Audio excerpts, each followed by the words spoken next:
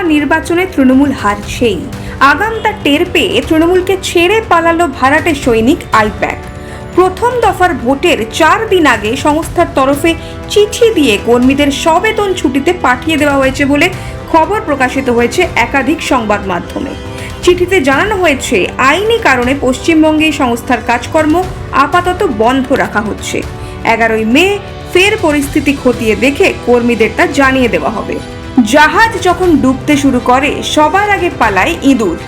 আইপ্যাকের এই আচমকা ছুটিতে স্পষ্ট বাংলার আকাশ বাতাস বলছে 2026-এ তৃণমূলের পতন নিশ্চিত। যে পেশাদার সংস্থাটি কোটি কোটি টাকা নিয়ে তৃণমূলের ইমেজ তৈরি করত, তারা বুঝে গেছে যে এবার আর কোনো ছলাকলা চলবে না। হার নিশ্চিত দেখেই রণক্ষেত্র ছেড়ে পালালো ভাড়াটে সৈনিক। আইপ্যাকের এই পিটটান বলে দিচ্ছে তৃণমূল এখন এক দেউলিয়া রাজনৈতিক শক্তিতে পরিণত হয়েছে। 2019-এর লোকসভা ভোটে হারের পর থেকে দলের তৃণমূল স্তরের কর্মীদের ওপর ভরসা উঠে গিয়েছিল মমতা বন্দ্যোপাধ্যায়ের। তখনই আইপ্যাকের আগমন। তারপর থেকে দলীয় কর্মীদের বদলে তৃণমূলের রণনীতি তৈরি করে চলেছেন ঠান্ডা ঘরে বসা কিছু ল্যাপটপধারী যুবক।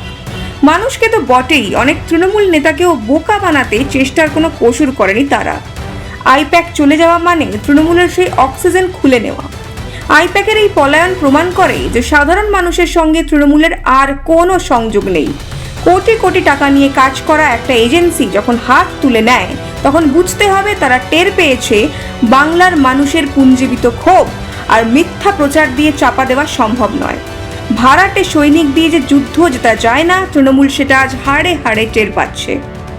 গত কয়েক বছর ধরে আইপ্যাক তাদের প্রোপাগান্ডা মেশিনারি দিয়ে এমন একটা আবহ তৈরি করেছিল যেন তৃণমূলকে হারানো অসম্ভব। কিন্তু আজ সেই বেলুন ফেটে গেছে। মানুষের চোখের জল, আরজিকর থেকে সন্দেশখালির আর্তনাদ আর দুর্নীতির পাহাড়ের নিচে চাপা পড়ে গেছে আইপ্যাকের সাজানো চিত্রনাট্য। রাজনৈতিক মাটি সরে গেছে পায়ের তলা থেকে। মানুষের এই অভূতপূর্ব ক্ষোভের ঢেউ দেখে আইপ্যাক বুঝে গেছে বাংলার মেজাজ বদলে গেছে। তৃণমূলের পরাজয় এখন স্রেফ সময়ের অপেক্ষা। তৃণমূলের ভাড়াটে সেনাবাহিনী যখন ময়দান ছেড়ে পালাচ্ছে, তখন বাংলার প্রতিটি বুথে পাহাড়ের মতো অটল দাঁড়িয়ে আছেন বিজেপির নিষ্ঠাবান কর্মীরা। তারা ভাড়ায় আসেননি, তারা এসেছেন আদর্শের লড়াই লড়তে।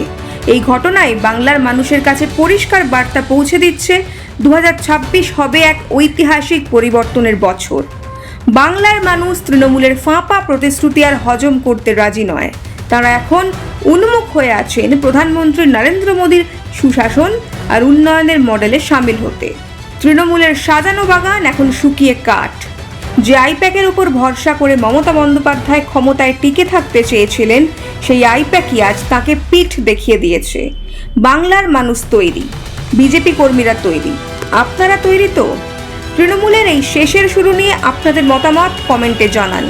ভিডিওটি ভালো লাগলে শেয়ার করুন আর চ্যানেলটিকে সাবস্ক্রাইব করুন। ব্যুরো রিপোর্ট, মাধ্যম।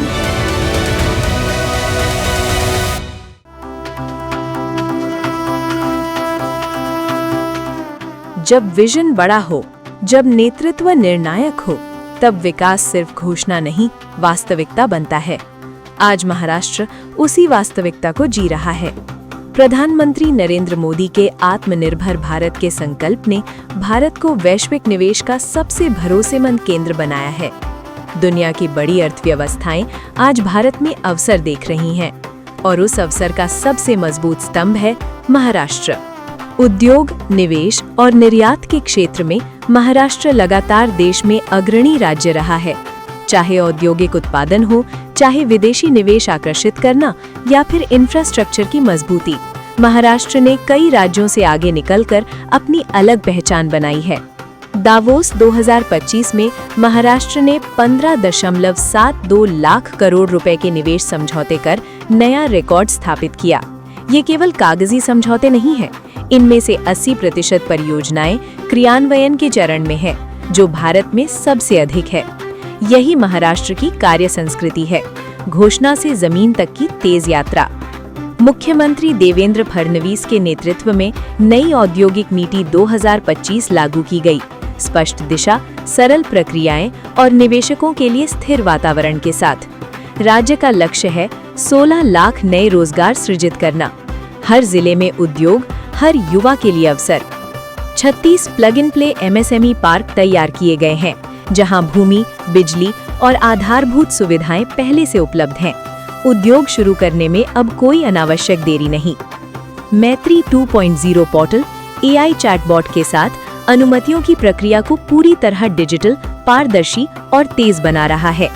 प्रधानमंत्री नरेंद्र मोदी का विजन, मुख्यमंत्री देवेंद्र फडणवीस का नेतृत्व और महाराष्ट्र की उद्यमशील ऊर्जा मिलकर बना रहे हैं एक नया औद्योगिक भविष्य। महाराष्ट्र, निवेश का विश्वास, विकास का भविष्य।